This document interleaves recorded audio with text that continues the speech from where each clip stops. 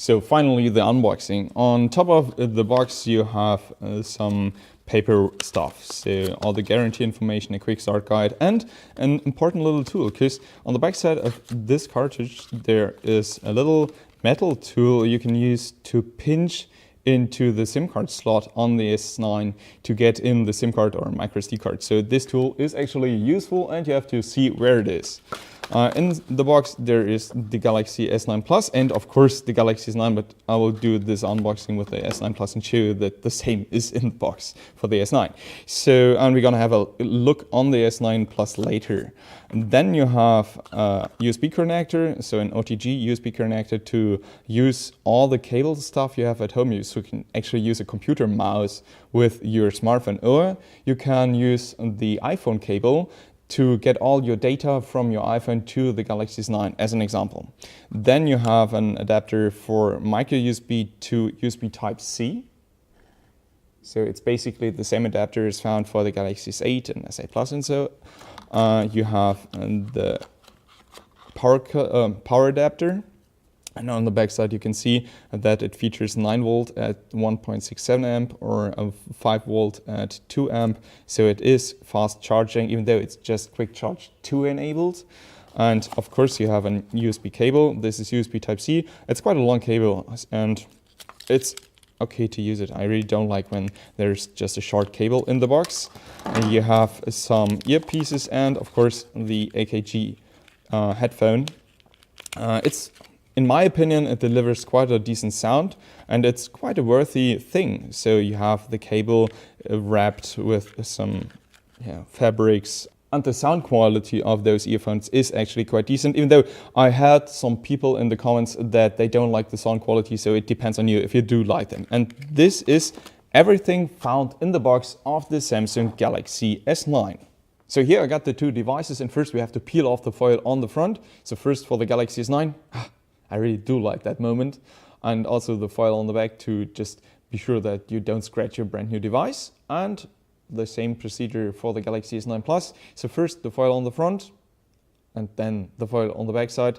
The Galaxy S9 Plus is here in the lilac purple and the S9 in the black color. And if you take a look on the front of the two devices, you see on the first glance that on the black Galaxy S9, you just have a black device. It looks just as one piece. You don't see any other color than black on the front. While on the S9 Plus in the lilac purple color option, you see the silver frame around the screen a bit. Personally, I would prefer the black version, at least from the front. Other than that, there is no big difference between the S8 and the S9. So the frame on the front is slightly thinner on the lower part, and that's basically everything about the changes on the front. If you turn the devices, you see a difference, because on the S8 and S8 Plus and also in the Note 8, Samsung used a glossy frame. And for the Galaxy S9, now Samsung is using a dull frame, and I really do like that more than the glossy one on the S8. On the left side you have the volume key and the Bixby button. Yes, still a dedicated Bixby button. On the right side the power button, and on the bottom you have, of course, the 3.5mm jack, the USB Type-C jack and the speaker. And in fact, this is not the only speaker, because for the first time on a Samsung smartphone, Samsung is using the earpiece as a second speaker and delivers a Dolby stereo sound by doing that. And the sound of the Galaxy S9 is in fact way better than the sound found on the Galaxy S8.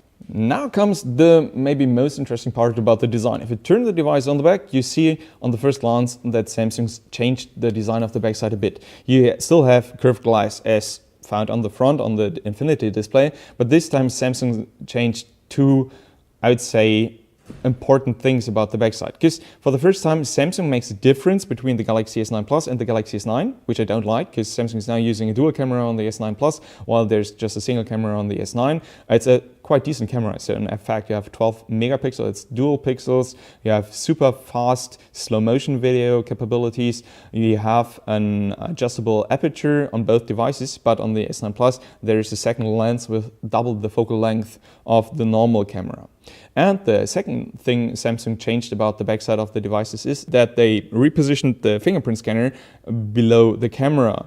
Instead, I would prefer that they even put the LED flash and the heartbeat sensor in between the camera and the fingerprint sensor, because it's easy to reach and easy to find, but it's quite close to the camera, so it's still possible that you might tap on the camera instead, but it's not that bad. It's way better than it was on the Galaxy S8 before.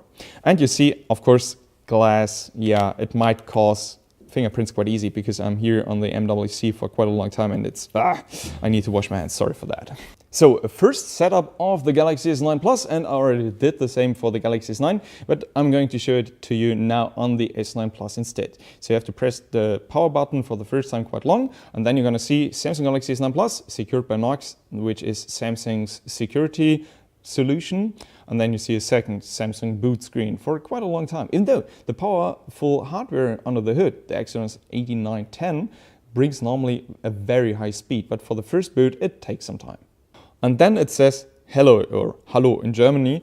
So we're gonna switch it to English to show to you right now, to the United States or United Kingdom, whatever, and then there's start. And the first menu actually reminds me to the iPhone. Then you hit the start button, then you have to connect to a Wi-Fi. I'm going to skip that right now.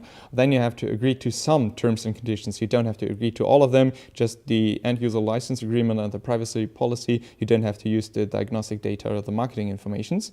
And then you have to agree, and then it takes some time. You can add a name, and then you can choose how to protect your phone.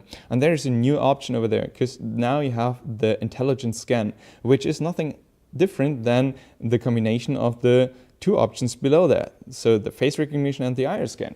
But for the intelligent scan, this is a combination of both of these options. This was not possible on the Galaxy S8, and I really do like it, even though I'm not a big fan of this. I prefer actually Face ID on the iPhone X, but here on the Galaxy S9, the fingerprint scanner and the intelligent scan will do the same job, of course. Then you have to go next, and you have to, I'm going to protect my phone. I'm just going to no thank you, gonna skip everything, and then you have to choose the Google services. I agree to them, and then you can sign into your Samsung account for different options. It's useful actually, because otherwise you won't have access to Bixby, Samsung Cloud, or the theme menu. But we will skip that right now again. And then you can restore your data with the adapter found in the box from your old device, or you can use Samsung Cloud, or you can even use the Samsung Switch Wi-Fi application, so you don't need actually the cable stuff. I won't restore the device right now. Then you can go next. And there are some useful features, like you can extend your battery life with a special option in the menu and stuff like this. And we're gonna finish it right now, and that's it, all done. Your phone is ready to use. So this was the first boot of the Galaxy S9 Plus. On the home screen, you're just gonna see that everything works the same as on the S8. So switching to the left opens Bixby, which is not set up right now. And I'm just gonna mute the sound for the moment. You see some different menu icons, so they changed the interface slightly, because when you go to the settings menu and down to the about phone menu and the software information, you're gonna see that that Samsung is using Android 8.0 Oreo, which isn't the latest iteration, so there's already 8.1 out there, and I hope to see an update soon.